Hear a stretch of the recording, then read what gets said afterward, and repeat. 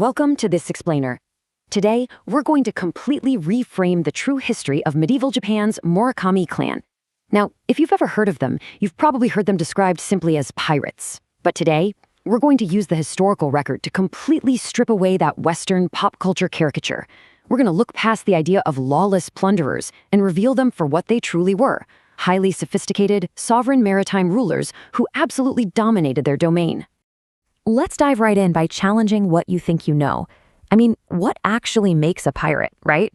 For most of us, the word instantly brings up images of chaotic, unprincipled thieves operating totally outside the law, just stealing whatever they can carry. We picture a lawless plunderer. But as you'll see, applying this overly simplistic label to complex historical maritime powers severely distorts the truth of how these regions actually functioned and thrived under their rule. And here is where we hit a really jarring juxtaposition. We have to take that chaotic pirate stereotype, the outlaw, the plunderer, and completely replace it with the Murakami's reality. They were strictly organized, highly legitimate maritime authorities, operating mainly between the 14th and 16th centuries, right during Japan's incredibly turbulent Sengoku period. They were literally the architects of commerce and the ultimate guardians of a super complex, aqueous frontier. Let's move right into Section 1, Pirates or Sea Lords, the true history, and see how this picture of fearsome dominance actually took shape. You know, the exact vocabulary we use to discuss this history is absolutely crucial. Landbound chroniclers labeled the Murakami clan kaizoku, which is a highly stigmatized term that basically translates to pirate. But their descendants, and honestly the historical reality of their operations, rightfully champion the term suigun, meaning honorable naval lords. To really understand their legacy, we have to look way past that reductionist label imposed by land-based rivals who, frankly, just didn't understand maritime sovereignty. To truly grasp their terrifying prestige, you've got to hear this incredible historical anecdote. Mori Motonari was an insanely powerful Sengoku daimyo, a mighty, legendary warlord in his own right. But there was this one instance where the Murakami served as his escorts. While according to the records, the common people feared the Murakami so much that despite his massive status, Motonari's own reputation was completely overshadowed just by being in their presence. I mean, that is the sheer level of awe and terror these sea lords commanded. So, the real question is where and how they engineered this aqueous empire. Which brings us to Section 2, Masters of the Inland Sea, focusing on their Seto Sea dominance. Okay, so the Seto Inland Sea, it was an incredibly unforgiving environment. We're talking about high-velocity tidal currents, notoriously narrow, treacherous waterways, and dangerously shallow reefs that could literally tear a hull to shreds. The Murakami didn't just sail these waters, they engineered brilliant naval architecture and tactics specifically tailored to master this exact environment.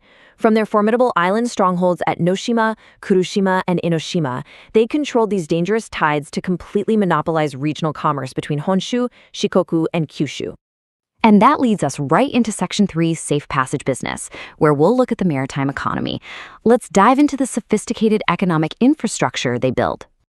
Look, this wasn't just some random looting. This was a strictly organized business model. Basically, when a ship carried cargo into their territory, they had to pay a toll. And this toll wasn't just made up on the spot. It was carefully calculated based on the sheer volume of cargo the ship carried. In exchange for paying up, the vessel received a branded Murakami flag.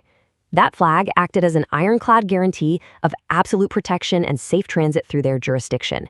It functioned as both a brilliant protection racket and a legitimate maritime authority. I absolutely love this quote because it hits the nail right on the head. A flag upon the masthead was not merely a toll receipt. It was a pact of safety across a fluid and unforgiving domain. Think about that. Way before the European Jolly Roger was ever flown to strike fear into merchants, the Murakami utilized these distinctively branded flags hoisted right atop the mastheads as powerful floating territorial markers. It signaled to anyone watching that this specific vessel was under the sovereign protection of the Sea Lords. But hey, make no mistake, while they did offer protection, their enforcement was absolute. If anyone attempted to run a checkpoint without paying that cargo toll, they were instantly met with swift, decisive, armed retaliation. They firmly secured the vital shipping arteries, and get this, they occasionally even orchestrated the very threats they protected merchants against, basically ensuring their services were always in very high demand. That level of strategy brings us to arguably the most surprising aspect of the clan, in Section 4, Culture and Power. specifically their geopolitical cunning. Let's talk about Noshima Murakami Takayoshi, who is widely seen as the most prominent leader of the Noshima Murakami clan. He wasn't just some brute with a sword. The guy was the ultimate strategist. Takayoshi built immense regional leverage through complex interfamily marriages and an iron-fisted control over the maritime domain. He understood maritime diplomacy and long-term political maneuvering just as well as he understood naval warfare. Consider this number for a second, 10 plus. That is the sheer amount of times Takayoshi ruthlessly switched his tactical alliances. Whenever the political winds shifted and it was advantageous to the survival of his clan, he wouldn't hesitate to change sides. It showcases a level of political agility that rivaled the most cunning landbound warlords of the Warring States era. It completely shatters the myth of the unthinking pirate. And if you still have that chaotic outlaw image in your head, get ready to have it shattered. The Murakami strongholds were actually vibrant centers of high culture. Alongside their intense martial readiness, they maintained highly sophisticated courtly traditions.